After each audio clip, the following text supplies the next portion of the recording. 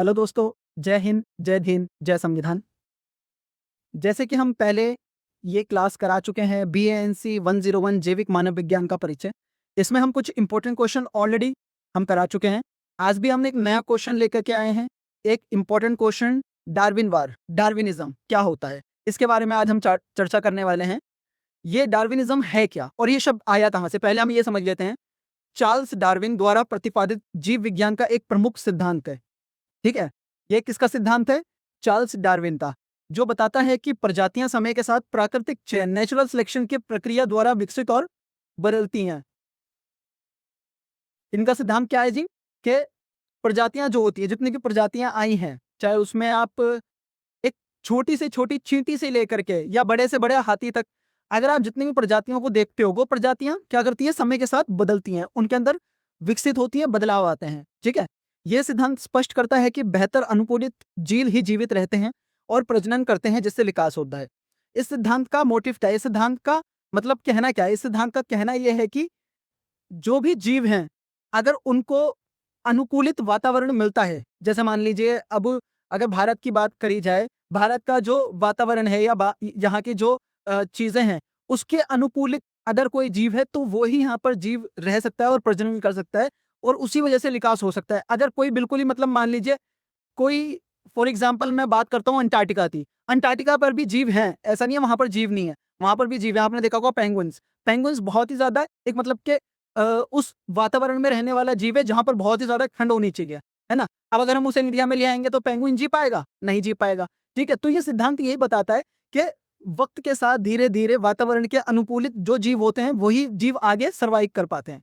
ठीक है, अब हम इसके पॉइंट्स को देख लेते हैं। डार्विनवाद के मुख्य बिंदु क्या है? प्राकृतिक चयन, नेचुरल सिलेक्शन, जैसा भी मैंने बताया था, प्रकृति उन जीवों का चयन करती है जो अपने वातावरण में रहने के लिए सबसे उपयुक्त होते हैं।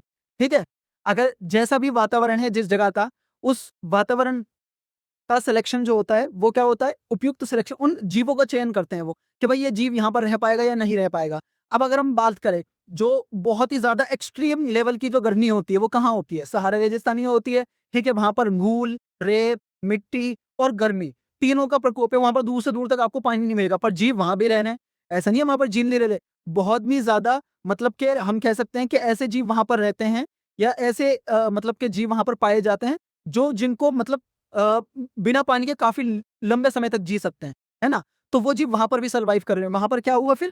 वहां का जो वातावरण है उसने उन जीवों को चुना है वहां रहने के लिए, जो केतम की उस जीवित, सर्वाइवल ऑफ द फिटेस्ट।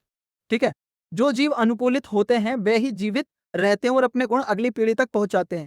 अब वहां पर जो जीव रह रहे हैं, मान लीजिए सहारा रेगिस्तान में या अंटार्कटिका में जो जीव रह रहे हैं, वो भाई खुद अपने आप में इतने सक्षम है, इतने मतलब के बेहतर हैं वो जीव, कि वो खुद तो रह ही रहे हैं, आगे चल करके क्या है, वो अपने जो उनकी पीढ़ियां आई उनको भी उनके अंदर वो नेचुरल क्वालिटी रहेगी कि वो वहां पर सर्वाइव कर सकें। अगर मान लीजिए हम एक जानवर है साइबेरियन हस्की, एक डॉग ब्रीड होती है, आपने भी सुना होगा। वो भी क्या है कि साइबेरिया में कितनी ठंड होती है, वहां पर साइबेरियन हस्की रशिया वगैरह में पाया जाता है, तो वो भी वहां पर इसलिए सर्वाइव कर पाता है कि वो उसे ठंड, उसका जो वातावरण है वो ठंडा वातावरण है, उसे ठंडा वातावरण चाहिए। अगर बहुत ज्यादा गर्मी में उसे डाल दिया जाए तो वो सर्वाइव नहीं कर पाएगा। अगर मैं सोचूं कि मैं उसे सहारा के रेगिस्तान में छोड़ आऊं तो वहां पर नहीं जी पाएगा, वो मर जाएगा, क्योंकि उसका वातावरण वैसा नहीं है। अब इसमें विविधता क्या है? जीवों में छोटे छोटे बदलाव होते हैं जो पीढ़ियों तक चलने पर नई प्रजातियों को जन्म देते हैं। ठीक है, आपने देखा होगा, अगर आप एक ह्यूमन की भी बात करें, इंसानों की भी बात करें, तो हमारा जो उद्गम हुआ है, जो हमारी शुरुआत हुई है, वो कहाँ से हुई है? हमारी शुरुआत, है ना, सेपियंस से बने हैं मनुष्य। ठीक है, सेपियंस प्रजाति में से आए हैं। वो सेपियंस से पहले कोई और प्रजाति थी, उसको अलग अलग नामों से जाना जाता था, जिसमें नियंडरथल था, या मान लीजिए उसमें और भी बहुत सारा रामापिथेकस था, है ना।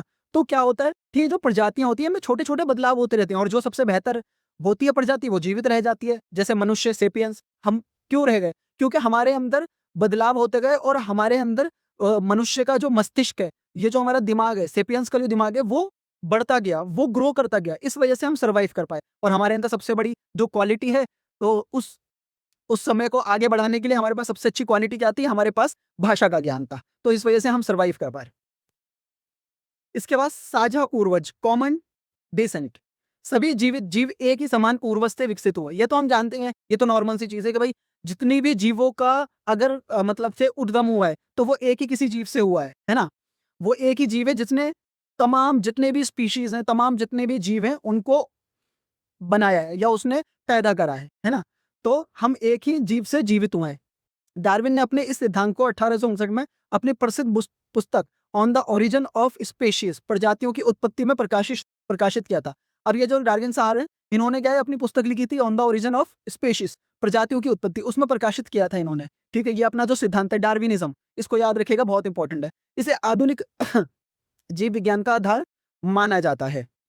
ठीक है, तो ये हमने डार्विनवाद आज पढ़ा है। आप 2-3 बार और अच्छे से अंडरस्टैंड करिएगा जो मैंने समझाया है इस वीडियो के अंदर, और वीडियो को रिपीट जितना करेंगे ये समझ में आएगा कि भाई डार्विनिज्म है क्या, डार्विनिज्म होता क्या है। ठीक है, अब ये क्वेश्चन आपके एग्जाम में आ सकता है। मैंने तो सिर्फ आपको एक पॉइंट लिख करके दिखा दिया डार्विनवाद क्या है ना? बट आपके जब क्वेश्चन पेपर में क्वेश्चन आएगा तो उसमें यह भी लिखा हो सकता है कि भाई डार्विनवाद की व्याख्या करें, या डार्विनवाद का वर्णन करें, या डार्विनवाद से आप क्या समझते हैं। तो वो क्वेश्चन कैसे भी बिल्ड होकर के आ सकता है, पर आंसर यही होगा उसका।